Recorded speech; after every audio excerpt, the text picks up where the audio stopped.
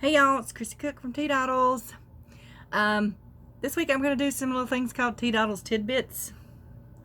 Just little things so I can do some little short videos and get them up real quick because I got a lot to do this week. So, first I'd like to say welcome new subscribers, welcome back subscribers. I'm happy to have you here with me in my maker shenanigans. I do like to do the sewing things, the yarny things, and the DIY things, so you will see a little bit of all of that here, okay?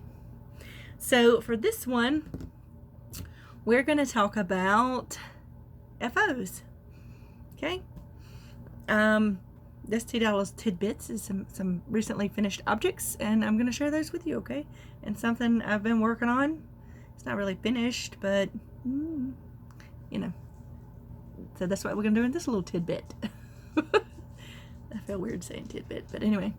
So the first thing is that this little chicken.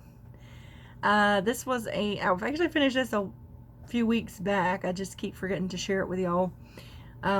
It was a panel that I bought, and I cut it out. I quilted everything. I did not do a super great job hand stitching that together. It could have been much better, but you know, it's on the bottom. So this is, like I said, I quilted it. I put a layer of batting and quilted everything, and then I sewed it together and I stuffed it. I stuffed the top with polyfill, and the rest of this is stuffed with fabric scraps. Like, I'm talking about the little bitty fabric scraps that most normal people throw away, but that I have in jars and bags for some reason. Well, I use them for things like this, to stuff this. It's supposed to be heavier, like a door stopper if you want to use it as that. There's some doors that probably would not hold open, but it's decent heft to it. And I use it in some art projects, which I'm going to try to do some videos and talk about that eventually. But, yeah. So this one is one finished object, a sewing finished object that I finished a while back. I haven't done sewing except to work on a t-shirt quilt. I have 2 king-size t-shirt quilts I've been commissioned to do, and that's what I've been working on. Cutting out t-shirts takes a long time, y'all. Anywho. So, and copy's almost gone because I've actually recorded things several times and deleted it all because I didn't like it. But this is my Born to Craft Forced to Work cup. I got it from Kim the Crafty Nomad. Also Ebony and Pearl on Etsy. She has some other coffee mug designs and t-shirt designs.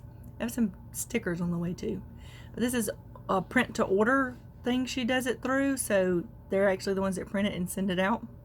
So it usually takes a little longer, but this came earlier than I thought it was. So yeah, I got the big size. Born to Craft, Forced to Work. Yeah. Right. Alright, so next on my finished objects, well, we'll call it FOs and whips. How about that? That's probably a better idea, because then my other one's going to be some new stuff. So I had finished my capelet last time I talked to y'all, and I have it washed and blocked. Y'all, this is not, I needed those rows that I'm missing, but I didn't have enough yarn. This is not, it is a capelet, but I would have preferred it to come down more so than it does, because if I wear this and if I were to connect it like you're supposed to here, I like the way it looks in the front, all right, but in the back it's, I don't know, maybe that's, what do y'all think? She would wear this typically over something sleeveless, so I'm not too sure about this. This is why I haven't put a button on it yet, because I really wish I had had enough yarn to do all the rows, and I think I would have liked the length a little bit better. I didn't pin this out. I just laid it flat and kind of, the points came pretty well without doing that, and if I had stretched it, I don't think I would have liked that very much. So, yeah. Anyway, that's one of my FOs. And then I finished my hat that I had started. This was with the Whims Merino Z-Twist. Crocheters yarn from Furls. It's part of that quarantine kit I got. Then I got a Furls hook. I did make the whole thing with a Furls hook. So this is the back of this. This is the front. This looks kind of like a beanie. This has that fold over brim, which was interesting. This whole thing was different than any hat I've ever made. I did quite enjoy it, and I quite enjoy this hat. This yarn is very nice and soft and slouchy. I think I will be putting this into the hats going to the Phoebe Cancer Center. So there is my other FO. Now I also finished 2 cowls. I didn't finish any of my whips that I had put in my whip of the week in my last week's podcast, but it's been a busy week. I had to get all the...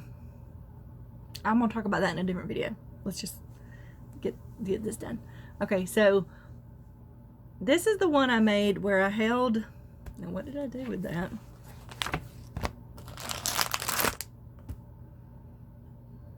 Where did my little tags go? I had them. Oh.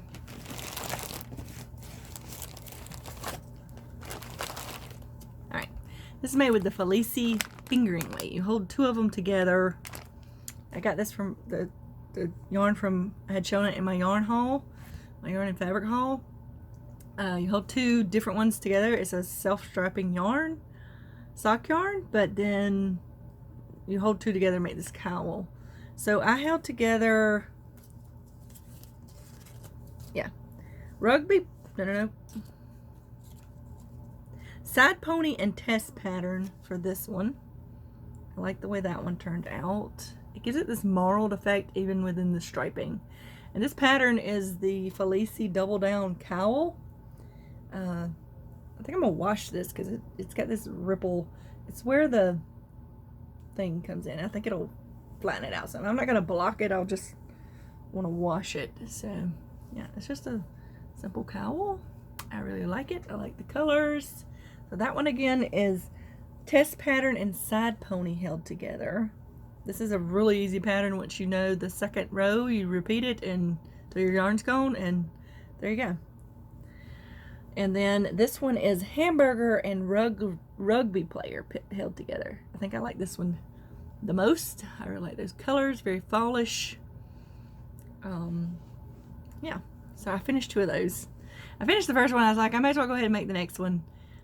It took me like, it didn't take that long to make them. They're very easy to make. So I think that would work great with some other of the small, like that sock yarn I got from Hobby Lobby that's acrylic and nylon instead of wool. You put 2 different colorways of that together. I think that would be really pretty too. So I think I probably may make more of those, which is unusual for me. I usually don't make patterns more than once, but I really enjoyed making that. I like the way it looks. I like the style of it. There we go. So those are my finished crochet objects. I don't have any whips as far as, well, the whips that I have sewing wise is a t-shirt quilt, which if you've ever made a t-shirt quilt, cutting out the t-shirts what takes so long, because you can't stack it up like you can do fabric and cut things out. What I usually do is cut the sleeves. I'll start at one armpit, cut off the sleeve just past the seam, and then the shoulder seam, and then cut around both sides of the collar, across the other shoulder seam, and then down, cut the other sleeve off basically. And then I'll cut the hem off at the bottom. It just makes it easier to lay it out. And then when I lay it on the table, sometimes I'll cut up that side if it's not laying correctly, so I can get my square or what have you. For t-shirt quilts, typically what I do, if I have a lot of them like I do in this case, I don't do borders. I just do, like, I have a 15-inch width, and then the height can vary but based on what's on the t-shirt, because sometimes you just got something right here. I'll leave a space, and some t-shirts in this particular case are the whole t-shirt was a design, so that gives me some variety in the seam work. And then I make strips that are 15-inch wide and sew them together, and that's how I do that. So now I've got to put You have to iron. I iron on some stabilizer made for jersey knits. It makes it easier to sew because it is a knit, even though you still should use the proper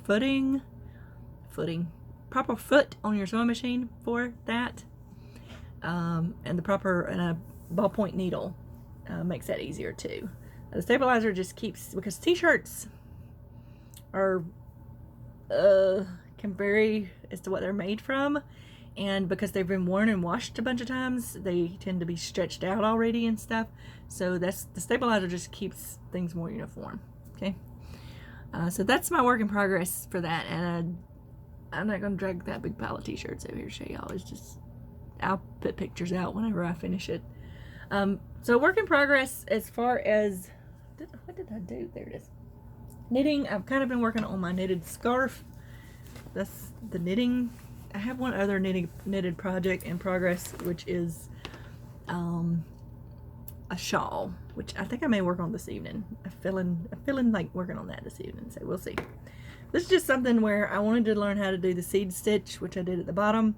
Very pretty stitch, very tedious for me when it comes to knitting. So then I just did the rest basic stockinette, is that what it's called?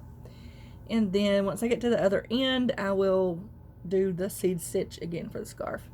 And I've already been told to keep this from rolling in. I should have done some pearls or what have you before you do it, but I'm okay with it rolling in. I think it'll be cool.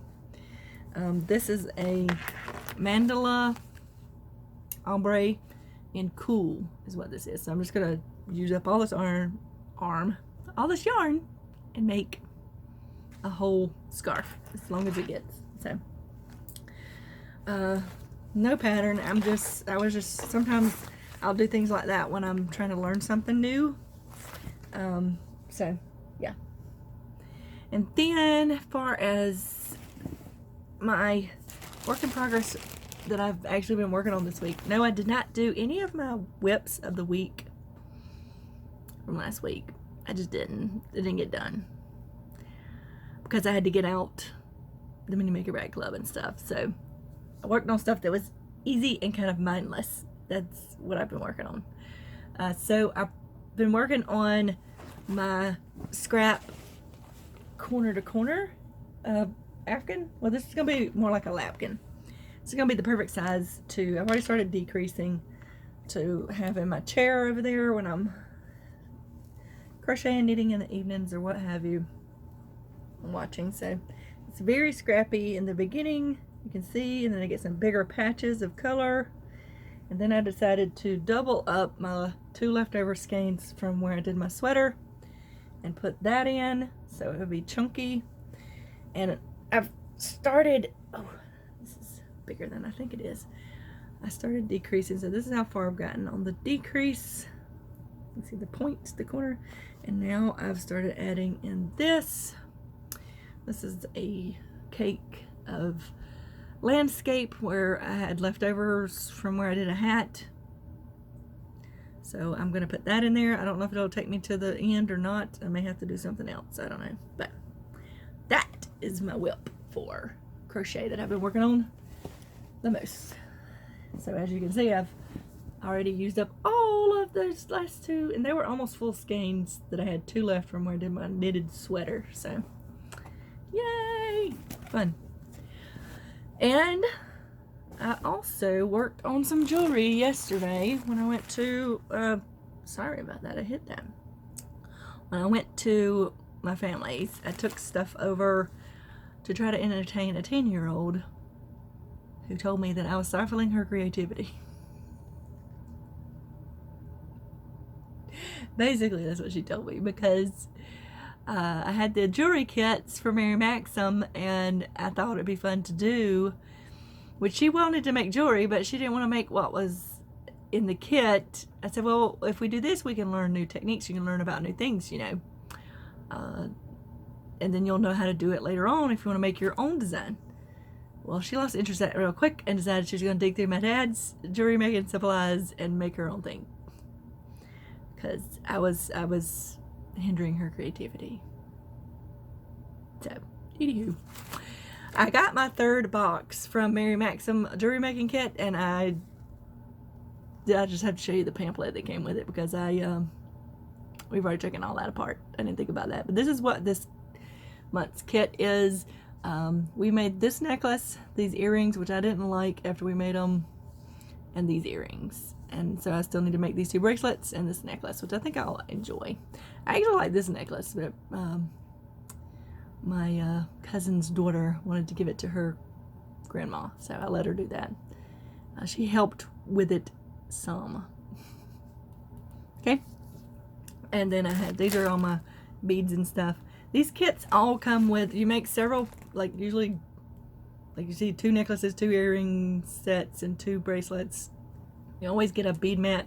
And you always get that multi-tool, which I'm kind of like, I don't need a multi-tool every time.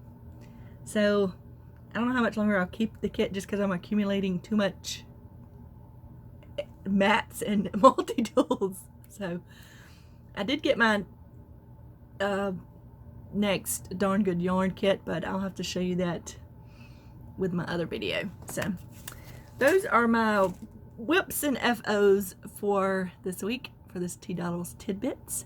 And yeah, tell me what you think, if you saw anything interesting, and I'm gonna let y'all go so I can go ahead and do this next tidbit video. Okay, something new this week we're trying out. Okay.